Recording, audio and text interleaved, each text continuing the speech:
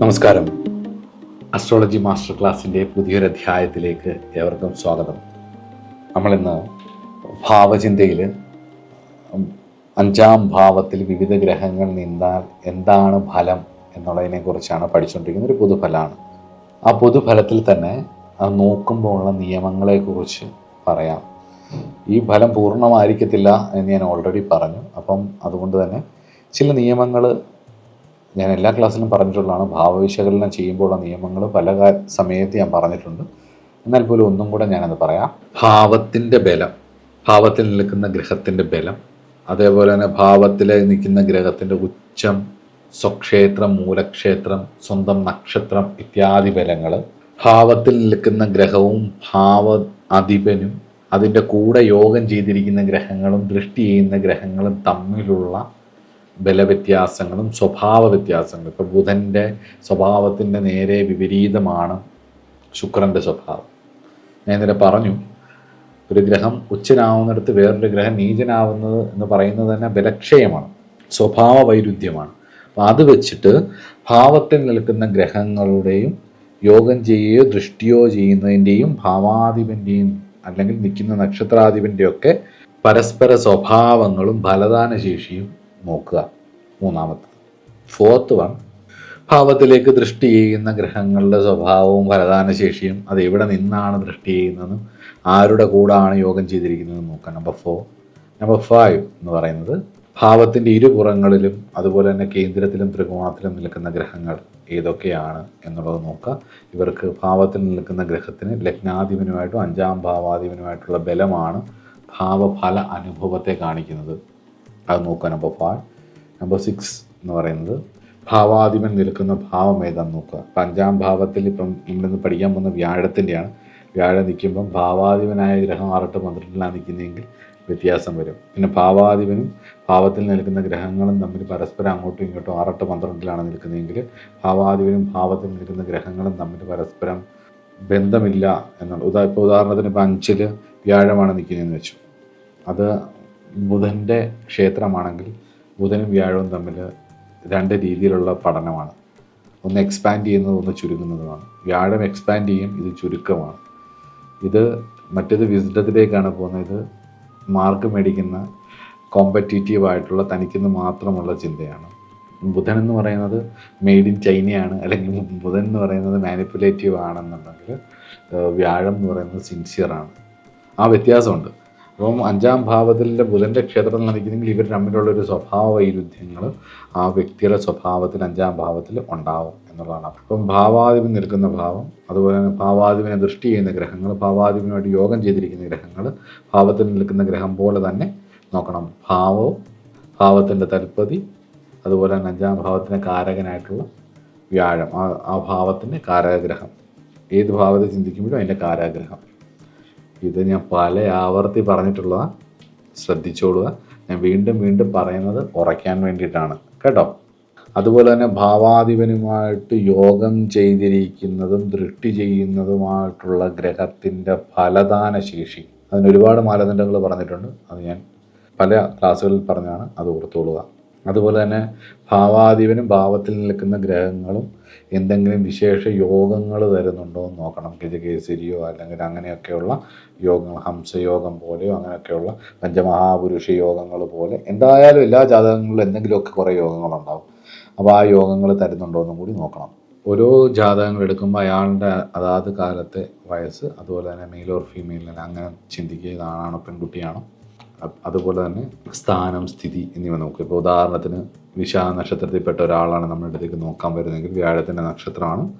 5 വയസ്സുള്ള വിശാഖ നക്ഷത്രക്കാരൻ്റെ ജാതകം ചിന്തിക്കുന്ന ക്രമത്തിലല്ല 45 വയസ്സുള്ള വിശാഖക്കാരൻ്റെ ജാതകം ചിന്തിക്കേണ്ടത്. അപ്പോൾ അയാളുടെ സ്ഥിതി, സ്ഥാനം തുടങ്ങിയവയും, അതുപോലെ തന്നെ ഗ്രഹങ്ങളുടെ നവാംശക ബലവും. നവാംശത്തിൻ്റെ D9 ചാർട്ടിൻ്റെ ക്ലാസ് നമ്മൾ ഫ്യൂച്ചറിൽ ചെയ്യും. ഒരു സംശയമില്ലാത്ത കാര്യം, അത് നമ്മൾ ചെയ്യും. കാരണം ആരും ഇതുവരെ ചെയ്തിട്ടില്ല. ആരെങ്കിലും ചെയ്യുന്നെങ്കിൽ ചെയ്തോട്ടെ.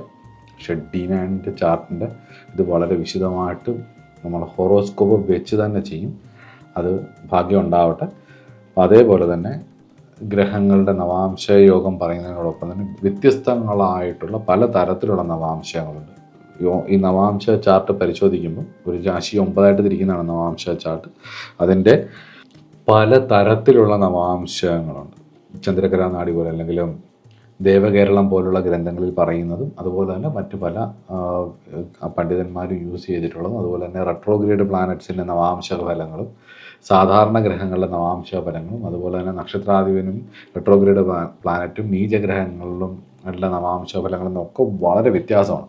മനസ്സിലായി? ഇപ്പം നീചനായിട്ട് നിൽക്കുന്ന ഒരു നക്ഷത്രത്തിൽ നിൽക്കുന്ന ഒരു ഗ്രഹത്തിൻ്റെ നവാംശ ഫലം പോലെയല്ല ഉച്ചനായിട്ട് നിൽക്കുന്ന ഒരു ഗ്രഹത്തിൻ്റെ നവാംശ ഫലം നവാംശ രാശിയിൽ വരുമ്പോൾ രണ്ടും വ്യത്യാസമാണ്.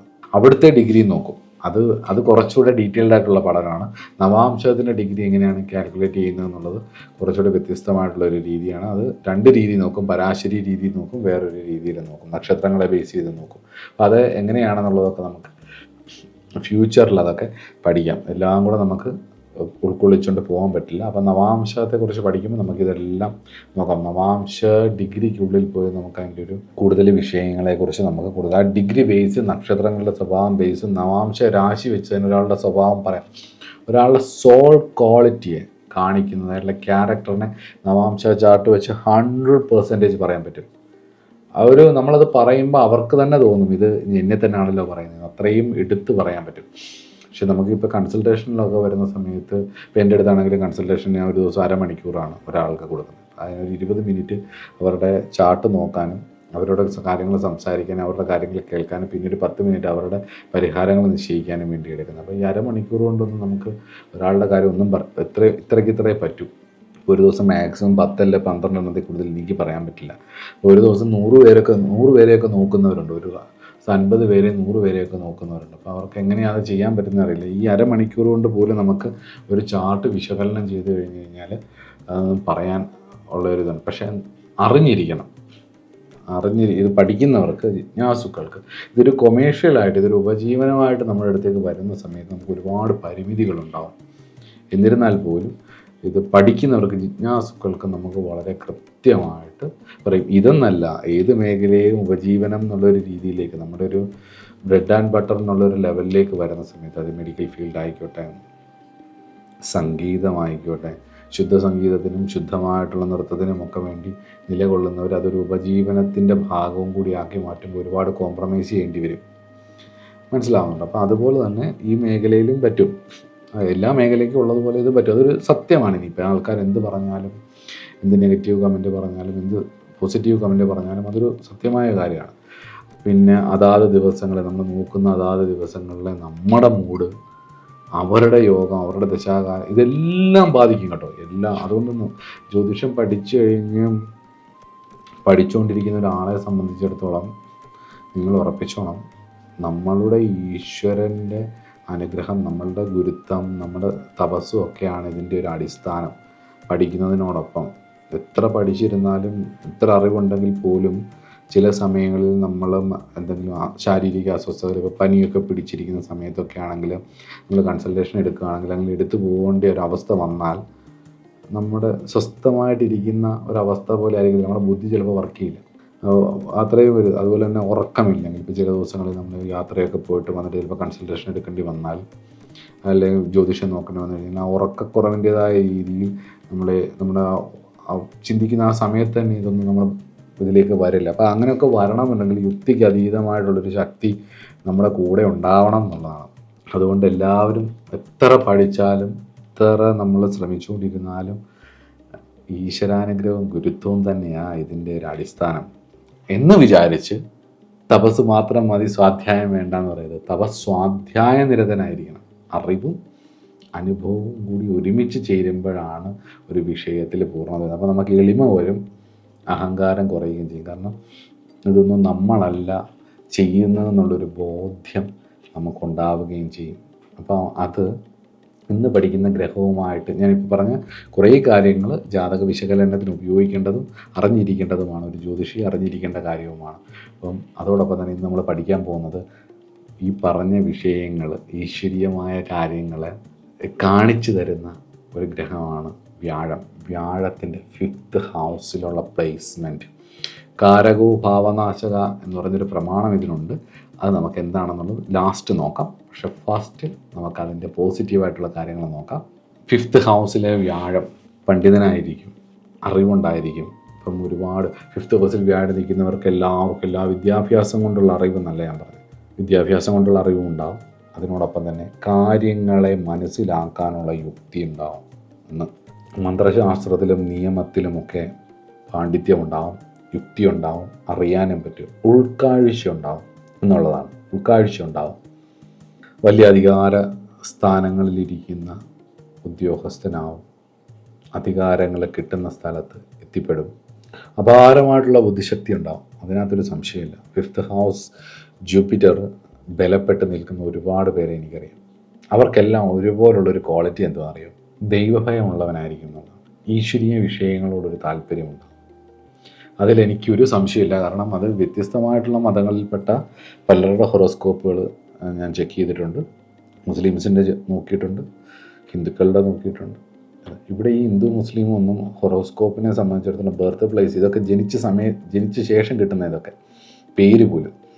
അപ്പോൾ ആ ബർത്ത് ടൈമിൽ നമുക്ക് കിട്ടുന്ന ഹൊറോസ്കോപ്പിൽ ആ സോൾ എങ്ങനെയൊക്കെ വർക്ക് ചെയ്യും എന്നുള്ളത് നോക്കുമ്പം എന്ത് പേരിട്ട് ഇവൻ എക്സ് ഓർ വൈ, ഇപ്പം മുസ്ലിം, ക്രിസ്ത്യൻ അല്ലെങ്കിൽ ഹിന്ദു, ഏത് പേര്, ജൂതൻ അല്ലെങ്കിൽ എന്ത് പേരിട്ട് മനുഷ്യനോ ഓർ എന്തും, ഈ ഒരു സബ്ജക്റ്റിൽ മനുഷ്യൻ്റെ ഹൊറോസ്കോപ്പാണോ നമ്മൾ ചെക്ക് ചെയ്യുന്നതെങ്കിൽ ആ ബർത്ത് ടൈം വെച്ചിട്ട് ഇതിടുമ്പം അവൻ്റെ പ്രാരാബ്ധം അവനെ കാണിച്ചു തരുന്നൊരു കാര്യമുണ്ട്. ഇവൻ എക്സ് ഓർ വൈ ആര് തന്നെ ആയിക്കോട്ടെ, ഏത് വിഷയവും ആയിക്കോട്ടെ, അയാൾക്കൊരു ദൈവഭക്തിയും ഭയവും ഉണ്ടാവും, ദൈവഭയവും ഉണ്ടാവും. അതിന് അയാൾ അതിലൂടെ കടന്നു പോകാൻ വേണ്ടി അയാൾ ജനിച്ചത് അയാൾക്കറിയാവുന്നതും അയാളുടെ ബുദ്ധിയെ പഠിപ്പിക്കുന്നതുമായിട്ടുള്ള ഈ ജന്മം കിട്ടിയ വഴിയിലൂടെ ആയിരിക്കും യാത്ര ചെയ്യുന്നത്. ഇപ്പം ഒരു ഹിന്ദു ഫാമിലിയിൽ ജനിക്കുന്ന ഒരാൾ ആ വഴി, ക്രിസ്ത്യൻ ഫാമിലിയിൽ ജനിക്കുന്നവരാണ് ആ വഴി, മുസ്ലിം ഫാമിലിയിൽ ജനിക്കുന്നവരാണ് ആ വഴി. ചിലപ്പം ഇതിലെല്ലാം വ്യാഴം 5-ലായതുകൊണ്ട് എല്ലാ വിഷയത്തിനെയും പഠിക്കാൻ ശ്രമിക്കുകയും എല്ലാത്തിനെയും അംഗീകരിക്കാൻ ശ്രമിക്കുകയും ഈ മതം എന്ന റിലീജിയൻ എന്ന് പറയുന്ന ഒരു ഇതിനപ്പുറമായിട്ട് പുറത്തേക്ക് ചാടാൻ പറ്റും. റിലീജിയൻ എന്ന് പറയുന്നത് ഒരു അക്വേറിയത്തിൽ കിടക്കുന്ന മീനാണെങ്കിൽ സ്പിരിച്വാലിറ്റി എന്ന് പറയുന്നത് ഓഷ്യനിൽ കിടക്കുന്ന മീനാണ്. ആ വ്യത്യാസമുണ്ട്. അക്വേറിയത്തിൻ്റെ പരിധിയല്ല ഓഷ്യൻ്റെ പരിധി. അതിൻ്റെ ഒരു വ്യത്യാസമുണ്ട് സ്പിരിച്വാലിറ്റിയും റിലീജിയനും തമ്മിൽ. അപ്പം ആ റിലീജിയസ് ആസ്പെക്റ്റുകൾ നമുക്കൊരു തുഴയാനൊരു തോണി പോലെ അത് കിട്ടുമെങ്കിലും ബാക്കിയുള്ളവർ പറയുന്നതല്ല, അതിനുള്ളിലെ യുക്തിയും അതിനുള്ളിലെ കാര്യങ്ങളും സ്പിരിച്വൽ കണ്ടൻറ്റ് മാത്രം എടുക്കാനുള്ള ഒരു കഴിവ് 5th ഹൗസ് ജൂപ്പിറ്ററിനുണ്ട്. അത് സംശയമില്ല. പൊതുവേ നല്ല സന്തോഷവാന്മാരായിട്ടിരിക്കാൻ ആഗ്രഹിക്കുന്നവരും ആയിരിക്കും 5th ഹൗസ് ജൂപ്പിറ്റർ ഉള്ളവർ. അതുപോലെ തന്നെ മറ്റൊരു പോസിറ്റീവായിട്ടുള്ളൊരു ട്രൈറ്റ് എന്ന് പറയുന്നത്, പണ്ട് പറഞ്ഞിട്ടുണ്ട്, ബൃഹസ്പതി എന്നാണ് ഇതിൻ്റെ പേര്. അപ്പോൾ ഇദ്ദേഹം എവിടെ നിൽക്കുന്നോ, ഏത് സ്ഥാനത്തേക്ക് ഇടുന്നോ അത് എക്സ്പാൻഡ് ചെയ്യാനും വിശാലമാക്കാനുമുള്ളൊരു കഴിവുണ്ട്. ഇപ്പോൾ ശുദ്ധനായ ഒരു ബൃഹസ്പതിയാണ് അല്ലെങ്കിൽ ബലപ്പെട്ടൊരു വ്യാഴമാണ് 5th ഹൗസിൽ നിൽക്കുന്നത് എന്നുണ്ടെങ്കിൽ എക്സ്പാൻസീവായിട്ടുള്ള ഒരു ക്രിയേറ്റിവിറ്റി നിങ്ങൾക്കുണ്ടാവും. ലക്കിൻ്റെ ആളാണ്, ധനത്തിൻ്റെ ആളാണ്, വിസ്ഡത്തിൻ്റെ ആളാണ്, ഇതെല്ലാം മനസ്സിൻ്റെ സന്തോഷത്തിൻ്റെ ആളാണ്. ശരിക്കും 5th ഹൗസ് എന്ന് പറയുന്ന പ്രണയത്തിൻ്റെ ഭാവമല്ല, പ്രണയത്തിൻ്റെ കാരകൻ, ഉള്ളിൽ സന്തോഷം കിട്ടുന്ന പ്രണയത്തിൻ്റെ കാരകൻ എന്ന് പറഞ്ഞാൽ വ്യാഴമാണ്. ഭൗതിക 7ൻ്റെ കാരകനാണ് ശുക്രൻ, മംഗല്യത്തിൻ്റെ കാരകനാണ് ശുക്രൻ. അപ്പോൾ 5th ഹൗസ്, അതുകൊണ്ടാണ് ജൂപ്പിറ്ററിൻ്റെ ബലമില്ലാത്ത ഒരാൾക്ക് ആജീവനാന്തം നന്നായിട്ട് പ്രേമിക്കാനൊന്നും പറ്റില്ല, പ്രേമം അനുഭവിക്കാൻ പറ്റില്ല. അവർക്ക് ചതിക്കാൻ പറ്റും വേറൊരാളെ. ജൂപ്പിറ്ററിൻ്റെ ബലമുള്ള ഒരാളെ ചതിക്കാൻ പറ്റില്ല, ആരെയും വേദനിപ്പിക്കാൻ പറ്റില്ല. അതുകൊണ്ട് തന്നെ അവർക്ക് ആ സ്നേഹം കിട്ടുകയും ചെയ്യും, സ്നേഹം കൊടുക്കാനും പറ്റും. പക്ഷെ ജൂപ്പിറ്ററിന് ബലമില്ലാത്ത ഒരാളെ സംബന്ധിച്ചിടത്തോളം അവർക്ക് ഒരാളെ സ്നേഹിക്കാൻ പറ്റില്ല.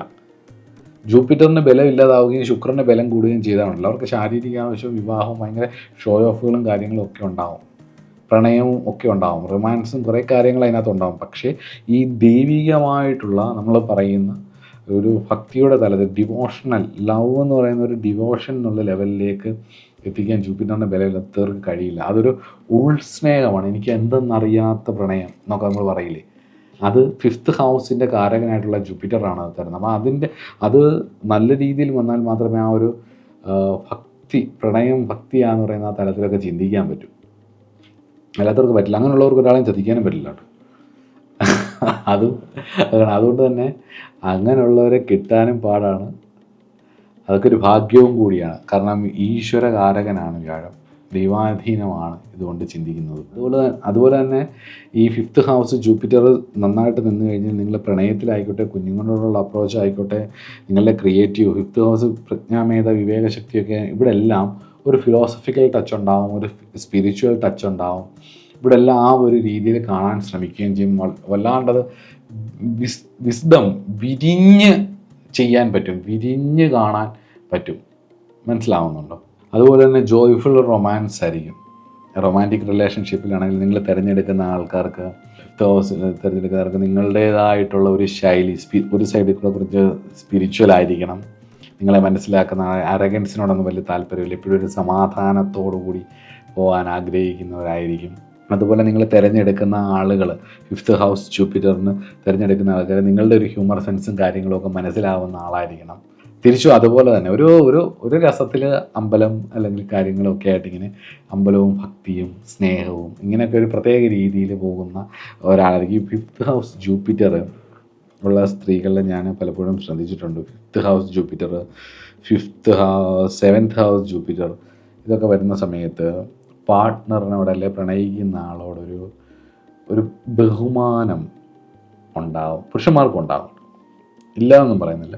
പക്ഷെ ഞാൻ സ്ത്രീജാതകത്തിൽ കുറച്ചുകൂടി ഒരു പ്രണയത്തിന് റെസ്പെക്റ്റ് എന്ന് പറയുന്നത് ഇന്നത്തെ കാലത്ത് അതൊക്കെ വളരെ കുറവാണ്. പക്ഷേ ഈ സാധനമുള്ളത് ഇവർക്ക് റെസ്പെക്റ്റ്, സോഷ്യൽ മീഡിയയോ അല്ലെ ചുറ്റുപാടുകളോ ഇവരെ എങ്ങനെയൊക്കെ സ്വാധീനിച്ചാലും 5th ഹൗസ് ജൂപ്പിറ്റർ ഉള്ളവർക്ക് അവരുടെ പാർട്ട്ണറിനോട് കടുത്ത റെസ്പെക്റ്റ് ഉണ്ടായിരിക്കും, പ്രണയിക്കുന്നവരോടൊരു ഇതുണ്ടായിരിക്കും. അതുപോലെ തന്നെ 7th ഹൗസ് ജൂപ്പിറ്ററും നോർമലി ഒരു പ്രണയത്തോടെ, അതായത് 7th ഹൗസ് ജൂപ്പിറ്ററിനെ കുറിച്ച് പറയുന്നുണ്ട്. 7th ഹൗസ് ജൂപ്പിറ്റർ മോശമായി കഴിഞ്ഞ് കഴിഞ്ഞാൽ, അത് ഞാൻ 7th ഹൗസ് വരുമ്പോൾ പറയാനിരുന്നത്, എന്നാലും അപ്പോഴും പറയാം, ഇപ്പോഴും എന്നാലും പറഞ്ഞേക്കാം, പൂർവ്വജന്മത്തിൽ ഗുരുവിനെ പ്രണയിച്ചതിൻ്റെ ഉള്ള യോഗമായി ഈ ജന്മം 7th ഹൗസ് ജൂപ്പിറ്റർ വരുന്നതെന്നാണ് പറയുന്നത്. കാരണം ഭർത്താവിനോട് ഒരു ഗുരുതുല്യമായിട്ടുള്ള ഒരു അടുപ്പമായിരിക്കും, ഗുരുവിനോടുള്ള ഒരു ഇതുപോലെ ഒക്കെ ഉള്ളൊരു അടുപ്പം പോലെ വരും. വളരെ എപ്പോഴും ഒരു ഭയഭക്തി ബഹുമാനം ഉണ്ടാവും. എല്ലാം തുറന്നു പറയാനൊക്കെ പറ്റുമെങ്കിലും കുറച്ചൊരു ഭയഭക്തി ബഹുമാനം ഉണ്ടാവും. 7 രാഹു നിൽക്കുന്ന പോലെയോ അല്ലെങ്കിൽ 7 ശുക്രൻ നിൽക്കുന്ന പോലെയോ ഒന്നും അങ്ങനെ തുറന്ന്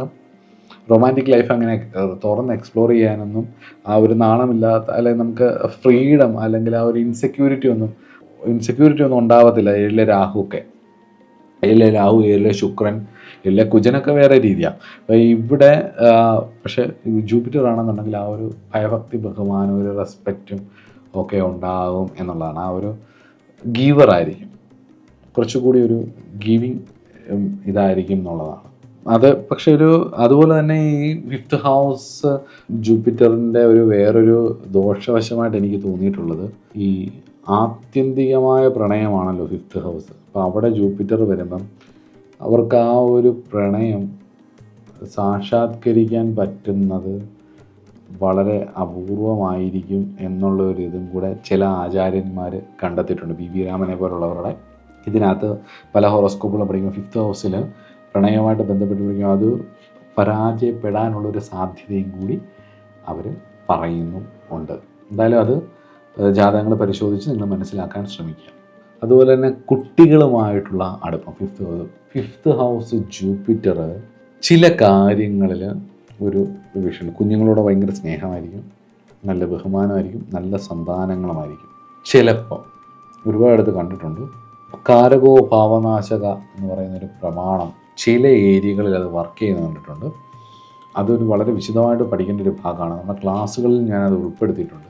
പക്ഷേ ഇവിടെ എനിക്കതിന് പറയാൻ ഒരുപാടുള്ളത് കൊണ്ട് വ്യാഴം നിൽക്കുന്ന നക്ഷത്രം, രാശിയാധിപൻ തമ്മിലുള്ള ബന്ധം, അങ്ങനെ ഒരുപാട് കാര്യങ്ങൾ 2 ഗ്രഹനിലകളും കൂടി നോക്കി, ബീജസ്ഫുടമൊക്കെ നോക്കി പല കാര്യങ്ങളും നോക്കിയിട്ടാണ് അതിൻ്റെ ഫൈനലൈസ് ചെയ്യേണ്ടത്, ഉണ്ടാവുമോ ഇല്ലയോ എന്നുള്ളത്. വ്യാഴം 5ൽ നിൽക്കുന്ന ഒരുപാട് പേർക്ക് സന്താനം വൈകുന്നതോ സന്താന സംബന്ധമായിട്ടുള്ള ദുഃഖങ്ങളോ സന്താനമില്ലാത്തതോ കണ്ടിട്ടുണ്ട്. ഇതൊരു പഠന വിഷയമായിട്ട് നിങ്ങൾ നോക്കുക. എന്നാൽ കുട്ടികളുള്ളവരോട് വളരെ സ്നേഹവും അടുപ്പവും, കുഞ്ഞുങ്ങൾക്ക് വേണ്ടിയിട്ട് ഒരുപാട് ഇൻസ്പയർ ചെയ്യുന്നതായിട്ടുള്ള, കുട്ടികളെ ഇൻസ്പയർ ചെയ്യുന്നതായിട്ടുള്ള ഒരുപാട് കാര്യങ്ങൾ നിങ്ങളിൽ നിന്ന് വരുന്നതായിട്ട് കണ്ടിട്ടുണ്ട്. അപ്പം വളരെ പോസിറ്റീവായിട്ടുള്ള കാര്യങ്ങളാണ് നമ്മൾ ഇത്രയും സംസാരിച്ചത്. ഇനിയിപ്പോൾ നമുക്ക് വ്യാഴം 5ൽ നിന്നുള്ള നെഗറ്റീവായിട്ടുള്ള കാര്യങ്ങളെക്കുറിച്ച് നോക്കാം. ഇത് ഈ പറയാൻ പോകുന്ന കാര്യങ്ങൾ വളരെ ശ്രദ്ധിക്കേണ്ടതാണ്. വ്യാഴത്തിൻ്റെ ബലമുള്ളവർക്ക് മുന്നേ പറഞ്ഞ കാര്യങ്ങളൊക്കെ അവർക്കുണ്ടാവും. പക്ഷെ എന്നാലും അവർ വളർച്ചയിലേക്ക് പോവാത്തതിൻ്റെ പ്രധാന കാര്യം. പൊതുവെ ഈ ഓരോ ഗ്രഹങ്ങളെക്കുറിച്ച് പറയുമ്പോഴും ആ ഗ്രഹങ്ങൾ ബലപ്പെട്ടാലുള്ള ഫലങ്ങളാണ് പറയുന്നത്. അപ്പം ഒരു ഗ്രഹം മാത്രമായിട്ട് ബലപ്പെട്ട് ഒരു ഗ്രഹനിലയും ഉണ്ടാവില്ല എന്നുള്ളത് കൊണ്ട് തന്നെ ഈ 9 പ്ലാനറ്റ്സിൻ്റെയും പെർമ്യൂട്ടേഷൻ കോമ്പിനേഷൻസ് ആണ് ഒരു ഹൊറോസ്കോപ്പ് എന്നുള്ളത് കൊണ്ട് തന്നെ ഞാൻ പല ആവർത്തി പറഞ്ഞിട്ടുണ്ടത്. നിങ്ങൾ ശ്രദ്ധിക്കണം. ഈ ഗ്രഹനില നോക്കുന്ന സമയത്ത് കുറേ കാര്യങ്ങൾ അങ്ങനെ ശ്രദ്ധിക്കാറുണ്ട്. അതിൽ നെഗറ്റീവായിട്ടുള്ള വ്യാഴത്തിൻ്റെ ട്രൈറ്റ്സ്, വ്യാഴം ബലപ്പെട്ട ഒരു ഗ്രഹനിലയാണെങ്കിൽ വ്യാഴത്തിന് എന്തെങ്കിലും ബുദ്ധിമുട്ടുള്ള, എന്തെങ്കിലും ഒരു ക്ഷതം സംഭവിച്ചിട്ടുള്ള ഒരു ഹൊറോസ്കോപ്പ് ആണെങ്കിൽ, ക്ഷതം എന്ന് പറഞ്ഞു കഴിഞ്ഞാൽ മറ്റ് ഗ്രഹങ്ങളുടെ ഇൻഫ്ലുവൻസ് കൊണ്ട് ആ ഒരു ഇത് സംഭവിച്ചിട്ടുള്ളതാണെങ്കിൽ, ഒന്നാമത്തേത് ഓവർ ഇൻ്റലിജൻസ് ആണ്.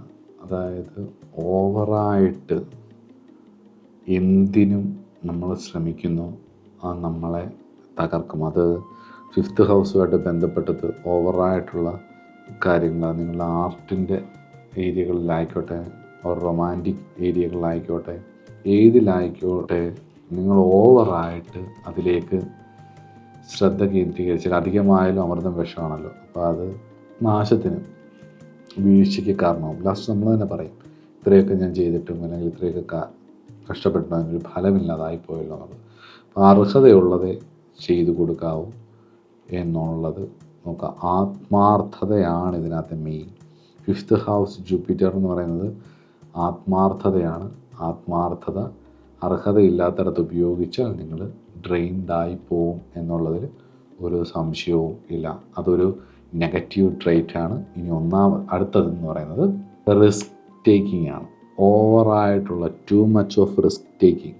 അത് ക്രിയേറ്റീവ് വെഞ്ചറിലായിക്കോട്ടെ, നിങ്ങളുടെ റൊമാൻറ്റിക് ലൈഫിലായിക്കോട്ടെ, അതേപോലെ തന്നെ കുട്ടികൾക്ക് വേണ്ടിയിട്ടുമാണെങ്കിൽ കൂടിയും ഓവറായിട്ട് റിസ്ക് എടുക്കുന്നതും ഒക്കെ അവനവൻ്റെ ലൈഫിനെ കളഞ്ഞിട്ട്. ഇപ്പോൾ ഞാനൊരാളെ പെരുമ്പാവൂരുള്ളൊരു കൺസൾട്ടേഷൻ, നമുക്ക് വേണ്ടപ്പെട്ട ഒരാളുടെ കൺസൾട്ടേഷൻ എടുത്തപ്പം മക്കളോടുള്ള സ്നേഹം കൊണ്ട് വർഷങ്ങളായിട്ട് അലർജിയുള്ള മനുഷ്യനാണ്. പുള്ളി ഒരു പെയിൻറ്ററാണ്, ആർട്ടിസ്റ്റാണ്, അതുപോലെ പെയിൻറ്റിങ്ങും ഒക്കെ എടുത്ത് നടത്തുന്ന ആളാണ്. അപ്പം മകനോടുള്ള സ്നേഹം കൊണ്ട് വീട് പണയപ്പെടുത്തി കാനഡയ്ക്ക് പറഞ്ഞു വിട്ടു. മകൻ കഴിഞ്ഞ 6-7 മാസമായി ഇവിടുന്ന് പൈസ വാങ്ങിച്ച് അവിടെ പോയി സ്കൂട്ടറൊക്കെ എടുത്ത് നാട് കാണുകയാണ്. കോളേജിലോ എവിടെയോ പോയിട്ടില്ല, ഇപ്പോൾ തിരിച്ചു വരാൻ പോവാണ്. അപ്പം ഇത് ഈ പയ്യനെ, ഈ അച്ഛൻ്റെ കരച്ചിൽ കണ്ടുകൊണ്ട് അച്ഛൻ്റെ അനിയൻ്റെ മകൻ ഈ പയ്യനെ ഉപദേശിക്കാൻ വിളിച്ചപ്പം ആ പയ്യൻ അവനോട് ചോദിച്ചു, ചേട്ടൻ എന്താ ചേട്ടാ ഇങ്ങനെ സംസാരിക്കുന്നത്? ചേട്ടൻ എന്താ തന്തവൈബാണല്ലോ, ഈ തന്തമാരെ സംസാരിക്കാതെ സ്വന്തം അച്ഛനുണ്ടാക്കിയ വീട് പണയപ്പെടുത്തി പഠിക്കാൻ പോയിട്ട് അവിടെ നാട് കാണാൻ പോവാണ്. നാട് കാണാൻ വിസിറ്റിംഗ് വിസ എടുത്ത് പോയപ്പോഴാണ് ഇത്രയും ലക്ഷങ്ങൾ മുടക്കണ്ടായിരുന്നല്ലോ. അത്രയും പൈസ മുടക്കി കയ്യിലുള്ള കാശും വെച്ച് അവിടെ എല്ലാം കറങ്ങി നടന്നിട്ട് സ്കൂളിലും കോളേജിലും പോവാതെ പെട്ടവൻ തിരിച്ചു പോരുവാണ്. അപ്പോൾ പുള്ളിയുടെ ജാതകം പരിശോധിച്ചപ്പോൾ 5-ൽ വ്യാഴമാണ്. അപ്പം ഞാൻ പറയാം, റിസ്ക് എടുക്കുമ്പോൾ പ്രായം നോക്കണം. ഈ റിസ്ക് എടുത്തിട്ട് ചെയ്ത് കൊടുക്കുന്ന ആളിൻ്റെ യോഗ്യത നോക്കണം. അത് മക്കളായിക്കോട്ടെ, നിങ്ങളുടെ പാർട്ട്ണർ, നിങ്ങളെ ഡേറ്റ് ചെയ്യുന്ന ആളായിക്കോട്ടെ, അല്ല നിങ്ങളുടെ റൊമാൻറ്റിക്കായിട്ടുള്ള ലൈഫ് ആരുടെയാണോ അവരുടെ ആയിക്കോട്ടെ, നിങ്ങൾക്ക് ഇഷ്ടമുള്ള ആരായിക്കോട്ടെ, നിങ്ങളുടെ പ്രജ്ഞയുടെ, നിങ്ങളുടെ ക്രിയേറ്റിവിറ്റിക്ക് വേണ്ടിയിട്ടായിക്കോട്ടെ, എന്തിനു വേണ്ടിയിട്ടായിക്കോട്ടെ, റിസ്ക് എടുക്കാനൊക്കെ പറയാം. കംഫോർട്ട് സോൺ ബ്രേക്ക് ചെയ്താലേ സക്സസ്ഫുൾ ആകത്തുള്ളൂ പറയും. സത്യമാണത്. പക്ഷേ ആ കംഫോർട്ട് സോൺ ബ്രേക്ക് ചെയ്യുന്നതിനകത്ത് ഉള്ളൊരു ധർമ്മബോധമുണ്ട്. മനസ്സിലാവുന്നുണ്ടോ? അപ്പോൾ അതാണ് ഒരു വിഷയം. അപ്പുറത്തിരിക്കുന്നത് ചത്ത കുഞ്ഞാണോ എന്നും കൂടി ഒന്ന് നോക്കണം. റിസ്ക് എടുക്കുന്നു, യോഗ്യതയുള്ളതാണോ, അർഹിക്കുന്നവർക്ക് വേണ്ടിയിട്ടാണോ ഈ വീട് പണയം വെക്കുന്നതെന്നും കൂടി ഒന്ന് ആലോചിക്കണം. നന്നായിട്ട് പഠിക്കുകയും നന്നായി കഴിവുള്ള ഒരാളാണെന്നുണ്ടെങ്കിൽ അയാൾക്ക് വേണ്ടി ഈ ശാസ്ത്രത്തിന് ബുദ്ധിമുട്ടുള്ള ഒരു അച്ഛൻ ഇത്രയും കഷ്ടപ്പെട്ടുണ്ടാക്കിയ സമ്പത്ത് പണയം വെച്ച് ആ മകന് കൊടുത്താൽ അയാൾക്ക് ആ ലക്ഷ്യബോധമുള്ളത് കൊണ്ട് ആ റിസ്ക് എടുത്താൽ അത് സക്സസ് ആവും. ലക്ഷ്യബോധം ഇല്ലാത്ത ഒരാളുടെ ഫാൻറ്റസിക്ക് വേണ്ടിയിട്ട് നമ്മൾ റിസ്ക് എടുത്താൽ പരാജയപ്പെടും. അപ്പോൾ ആ റിസ്ക് എടുക്കുന്നത് എവിടെ എടുക്കണം എന്നുള്ളതും കൂടി ഒരു ലോജിക്കാണ്. അതും കൂടി ഓർത്ത് വെച്ചോളുക. പലപ്പോഴും വാത്സല്യം കൊണ്ടത് ചെയ്യുകയും ചെയ്യുക. അത് ധൃതരാഷ്ട്രമാണ് അങ്ങനെ ചെയ്യുന്നത്, കണ്ണുപൊട്ടരാണ്, അങ്ങനെ ചെയ്യാൻ പാടില്ല. അത് എല്ലാ മേഖലകളിലും നിങ്ങൾക്ക് ബാധകവും കൂടി ആണ്. 5th ഹൗസിൽ നിൽക്കുന്ന ജൂപ്പിറ്ററിൻ്റെ എല്ലാ വിഷയങ്ങളിലും നിങ്ങളത് ശ്രദ്ധിക്കുകയും കൂടി വേണം. അടുത്തത് ഡിസ്പേഴ്സിങ് എനർജി ലോ ആവുന്ന അവസ്ഥ. അതായത് എങ്ങനെയാണെന്ന് ചോദിച്ചാൽ ഒരേ സമയം തന്നെ ഒരു 10,000 വിഷയത്തിൽ നോക്കും. ഇപ്പോൾ എനിക്കുണ്ട് ഈ അസുഖം. എനിക്ക് ജാതകത്തിൽ വ്യാഴം അത്യാവശ്യം ബലപ്പെട്ട ഒരു ആളാണ്. അപ്പം എനിക്ക് ആ വ്യാഴത്തിൻ്റെ ഒരുപാട് കാര്യങ്ങൾ പോസിറ്റീവായിട്ട് തന്നെ ദൈവം അനുഗ്രഹിച്ച് കിട്ടിയിട്ടുണ്ട്. അതുകൊണ്ടാണ് പല കാര്യങ്ങളും ചെയ്യാനും പറ്റുന്നത്. അപ്പം എൻ്റെ ഒരു നെഗറ്റിവിറ്റി ആയിട്ട് എനിക്ക് ഈ വ്യാഴത്തിൻ്റെ തന്നെ ഒരു നെഗറ്റീവ് ഷെയ്ഡായിട്ട് എനിക്ക് തോന്നിയിട്ടുള്ള കാര്യം എന്ന് പറഞ്ഞാൽ ഒരേ സമയം തന്നെ പല കാര്യങ്ങളിലേക്ക് ശ്രദ്ധ പോവും.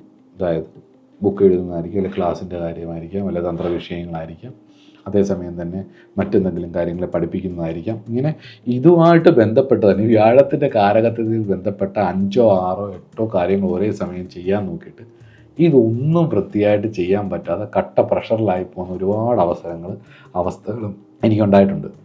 ഇപ്പോഴും ഇടയ്ക്കിടയ്ക്ക് ഉണ്ടാവാറുണ്ട്. ശ്രദ്ധ ഇടയ്ക്ക് വിട്ടു പോകുമ്പോൾ പല കാര്യങ്ങൾ ഒരുമിച്ച് വരുമ്പോഴത്തേക്ക് ഞാൻ എല്ലാം കൂടെ ഒരുമിച്ച് ചെയ്യാൻ നോക്കിയിട്ട് പറ്റാതെ വരുന്ന ഒരുപാട് അവസ്ഥകൾ ഉണ്ടായിട്ടുണ്ട്. അപ്പോൾ ലാക്ക് ഓഫ് ഫോക്കസ്, ഇതിനെ ഏതെങ്കിലും ഒരെണ്ണത്തിനെ കൃത്യമായിട്ട് ഫോളോ ചെയ്യാൻ പറ്റാതെ വരും. അപ്പോൾ എന്ത് ചെയ്ത് എല്ലാം മടക്കി വെച്ചിട്ട് ഏറ്റവും പ്രയോറിറ്റി ഉള്ള കാര്യം ഏതാണോ അത് മാത്രം, അല്ല അതിനോടൊപ്പം ചെയ്യാൻ പറ്റുന്ന ഏതെങ്കിലും കാര്യം ചൂസ് ചെയ്തിട്ട് ബാക്കിയെല്ലാം മാറ്റി വെച്ചിട്ട് റിലാക്സ് ചെയ്തിരിക്കും. അപ്പം നമുക്ക് കിട്ടുന്നൊരു സമാധാനമുണ്ട്, ആ കാര്യം നടക്കുകയും ചെയ്യും, മറ്റൊന്നും നടക്കത്തുമില്ല. അപ്പം അങ്ങനെ നമ്മുടെ എനർജി പല വഴിയിലേക്ക് സ്കാറ്റേഡായി പോകുന്ന ഒരവസ്ഥയും ഉണ്ട്. അതൊരു നെഗറ്റീവായിട്ടുള്ള ഒരു ഷെയ്ഡാണ്. അപ്പോൾ ഇത്രയൊക്കെയാണ് എനിക്ക് വ്യാഴത്തെക്കുറിച്ച് പറയാനുള്ളത്. ഇനി ഒരുപാട് കാര്യങ്ങൾ പറയാം. വ്യാഴം നെഗറ്റീവായിട്ടാണ് നിൽക്കുന്നെങ്കിലും അതിലേക്ക് എന്തിടുന്നു അത് വരും. ഇപ്പോൾ 5-ാം ഭാവത്തിൽ നിങ്ങളുടെ ഫാൻറ്റസികൾ വേറെ രീതിയിലാണെന്നുണ്ടെങ്കിൽ, മോശമാണെങ്കിൽ മോശമിട്ടാൽ മോശം എക്സ്പാൻഡ് ചെയ്യും, നല്ലതിട്ടാൽ നല്ലത് എക്സ്പാൻഡ് ചെയ്യും, ഈശ്വരീയ വിഷയങ്ങളിട്ടാൽ അത് എക്സ്പാൻഡ് ചെയ്യും, നെഗറ്റീവ് കാര്യങ്ങൾ ഇപ്പോൾ ആൽക്കഹോൾ അഡിക്റ്റ് ആകുകയാണെങ്കിൽ അതങ്ങ് എക്സ്പാൻഡ് ചെയ്യും, അതങ്ങ് വളർന്ന് വികസിക്കും. പലതരത്തിലുള്ള കഫവും റിലേറ്റഡ് ആയിട്ടുള്ള രോഗം, കൊഴുപ്പ് റിലേറ്റഡ് ആയിട്ടുള്ള അസുഖങ്ങൾ, പല തരത്തിലുള്ള വ്യാഴത്തിൻ്റെ കാരകത്വം, ഞാൻ 6-ാം ഭാവം വരുമ്പോൾ പറയാം വ്യാഴത്തിൻ്റെ കാരകത്വമുള്ള രോഗങ്ങൾ എന്തൊക്കെയാണ്, വ്യാഴത്തിൻ്റെ കാരകത്വത്തിലുള്ള വർക്കിംഗ് എന്തൊക്കെയാണ് ബോഡിയിൽ, അപ്പോൾ എന്തൊക്കെയാണെന്നുള്ളത് ഞാൻ പറയാം. അപ്പോൾ അതൊക്കെ ഡിസോർഡർ ആവും. അപ്പോൾ അതെല്ലാം ശ്രദ്ധിക്കണം. അപ്പം വിഷ്ണുപ്രീതിയാണ് 5th ഹൗസ് ജൂപ്പിറ്റർ എന്ന് പറഞ്ഞാൽ സർവേശ്വര കാരകത്വമുള്ള ഗ്രഹമാണ് വ്യാഴം എങ്കിലും ഗുരുത്വം, വിഷ്ണുപ്രീതി, ഈ 2 കാര്യങ്ങൾ പ്രധാനമായിട്ട് ചെയ്താൽ നിങ്ങളുടെ പ്രണയ ജീവിതത്തിനും നിങ്ങളുടെ പ്രജ്ഞാമേധ വിവേകശക്തിക്കും നിങ്ങളുടെ ക്രിയേറ്റിവിറ്റിക്കും നിങ്ങളുടെ കുഞ്ഞുങ്ങളുടെ കാര്യത്തിനും കുഞ്ഞുങ്ങളുള്ള സ്നേഹത്തിനും കുഞ്ഞുങ്ങളെ കൊണ്ടുള്ള സന്തോഷം 5th ഹൗസിൽ പറയുന്ന എല്ലാ കാര്യത്തിനും ഒരു അനുഗ്രഹം ഉണ്ടായിരിക്കും എന്നുള്ളത് ഉറപ്പാണ്. വ്യാഴത്തിന് എന്തൊക്കെ പരിഹാരമാണ് ചെയ്യേണ്ടത് എന്നുള്ളത് ഞാൻ വ്യാഴത്തെക്കുറിച്ച് പറഞ്ഞിട്ടുള്ള ഒരു പരിഹാര വീഡിയോ ഉണ്ട്, വിശദമായിട്ട് പറഞ്ഞിട്ടുണ്ടായത്. അപ്പോൾ ആ വീഡിയോയിൽ പറഞ്ഞിട്ടുള്ള കാര്യങ്ങൾ ചെയ്യാൻ നോക്കിയിട്ട് മുന്നോട്ട് പോവുക. അടുത്തുള്ള വിഷ്ണു ക്ഷേത്രത്തിൽ പോയി തൊഴുക, പ്രാർത്ഥിക്കുക, വിഷ്ണു സഹസ്രനാമം ജപിക്കുക, വിഷ്ണുവിനെ ആശ്രയിക്കുക. ഇനി ഇന്ത്യയിലല്ല നിങ്ങൾ താമസിക്കുന്നത്, പുറത്താണെങ്കിൽ പോലും നിത്യേന വിഷ്ണു സഹസ്രനാമം ജപിക്കുക, വിഷ്ണു സഹസ്രനാമം പഠിക്കുക. പഠിക്കാനാണെന്നുണ്ടെങ്കിൽ വിഷ്ണു സഹസ്രനാമം നിങ്ങൾ ചൊല്ലി പഠിച്ച ശേഷം ഇനി അർത്ഥം, ഒരുപാട് പേരുടെ വിഷ്ണു സഹസ്രനാമം ഓഡിയോ കിടപ്പുണ്ട് യൂട്യൂബിൽ, പലരും ജപിക്കുന്നതുണ്ട്. അത് നിങ്ങൾക്ക് MS സുബലക്ഷ്മിയുടെ ഉണ്ട്, അതുപോലെ തന്നെ പെൺമണി വിഷ്ണു നമ്പൂതിരിയുടെ വിഷ്ണു സഹസ്രനാമമുണ്ട്. പലരുടെ ഒരുപാട് പേര് MS സുബലക്ഷ്മിയുടെയാണ് മിക്കയിടത്തും നമ്മൾ കേൾക്കുന്നത്. അപ്പോൾ അത് കേട്ട് നിങ്ങൾക്ക് വിഷ്ണു സഹസ്രനാമം ജപിക്കാൻ പഠിക്കാം. അതോടൊപ്പം തന്നെ വിഷ്ണു സഹസ്രനാമം നിങ്ങൾക്ക് അർത്ഥം പഠിക്കണമെന്നുണ്ടെങ്കിൽ പലരുടെ ഉണ്ട് വ്യാഖ്യാനം. അതോടൊപ്പം തന്നെ ഒരു 100 മണിക്കൂറോളമുള്ള വിഷ്ണു സഹസ്രനാമത്തിൻ്റെ വ്യാഖ്യാനം നമ്മുടെ യൂട്യൂബ് ചാനലിൽ ഞാൻ വർഷങ്ങൾക്ക് മുമ്പ് 10, 28, 29 വയസ്സുള്ള സമയത്ത് ചെയ്ത. അപ്പോൾ അതിൻ്റേതായ ഒരു പോരായ്മയും ക്ലാരിറ്റി കുറവൊക്കെ ഉണ്ടായി. എന്നാൽ പോലും അത് വളരെ വിശദമായിട്ട് ഏകദേശം 120 ബുക്കോളം റെഫർ ചെയ്തിട്ടാണത് ചെയ്തിരിക്കുന്നത്. വളരെ വിശദമായിട്ടുള്ളൊരു പഠനം. ഇപ്പോൾ ഇന്നിട്ട് തുടങ്ങിയ ഏകദേശം 4 ദിവസമൊക്കെ അത് കണ്ടിന്യൂസ് ആയിട്ട് ഡേ ആൻഡ് നൈറ്റ് പോകും. ഏകദേശം 100 മണിക്കൂറുണ്ടത്. അങ്ങനെ പഠിക്കണമെങ്കിൽ അങ്ങനെയും പഠിക്കാം. ഒരുപാട് കാര്യങ്ങളുണ്ട്. ഇതെല്ലാം ഈ വൈഷ്ണവ കലകളിലേക്കും വിഷ്ണു കലകളിലേക്കും സ്ഥിതി കലകളിലേക്കും ഒക്കെ വിഷ്ണു സ്വരൂപത്തിലേക്കും ഒക്കെ നിങ്ങൾ അടുക്കുന്നതിനനുസരിച്ച് മണിപൂരകം എന്ന് പറഞ്ഞാൽ അഗ്നി സ്വരൂപമാണ്. അപ്പോൾ അവിടേക്കൊക്കെ നിങ്ങൾ വീണ്ടും വീണ്ടും വീണ്ടും വീണ്ടും ആ വ്യാഴത്തിൻ്റെ ആ ഒരു കലകളിലേക്കൊക്കെ നിങ്ങൾ ജൂപ്പിറ്റർ റെപ്രസെൻ്റ് ചെയ്യുന്ന ഏതൊക്കെ ഏരിയകളിലാണോ അതിൻ്റേതായ അനുഗ്രഹങ്ങൾ ഉണ്ടാവുമെന്നുള്ളത് ജൂപ്പിറ്റർ റെപ്രസെൻ്റ് ചെയ്യുന്ന കാര്യങ്ങളെ കൃത്യമായിട്ട് മനസ്സിലാക്കി അത് ചെയ്യുകയും പ്രവർത്തിക്കുകയും അതിനനുസരിച്ച് ജീവിതം ചിട്ടപ്പെടുത്തുകയും ചെയ്തു കഴിഞ്ഞ് കഴിഞ്ഞാൽ ഈശ്വരാനുഗ്രഹം ഉണ്ടാവും എന്നുള്ളത് ഉറപ്പായിട്ടുള്ള കാര്യമാണ്. വ്യാഴം അനുഗ്രഹിക്കുകയും ചെയ്യും. 5th ഹൗസ് വ്യാഴം ജൂപ്പിറ്റർ അനുഗ്രഹിക്കുകയും ചെയ്യും.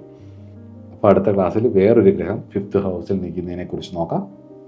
ഭഗവാൻ അനുഗ്രഹിക്കട്ടെ, വിഷ്ണു ഭഗവാൻ അനുഗ്രഹിക്കട്ടെ എല്ലാവരെയും. വ്യാഴം അനുഗ്രഹിക്കട്ടെ, നിങ്ങളുടെ ഗുരു നിങ്ങളെ അനുഗ്രഹിക്കട്ടെ. അപ്പോൾ ഗുരുത്വം എല്ലാവർക്കും ഉണ്ടാവട്ടെ എന്ന് പ്രാർത്ഥിച്ചുകൊണ്ട് അടുത്ത ക്ലാസ്സിൽ കാണാം. നമസ്കാരം.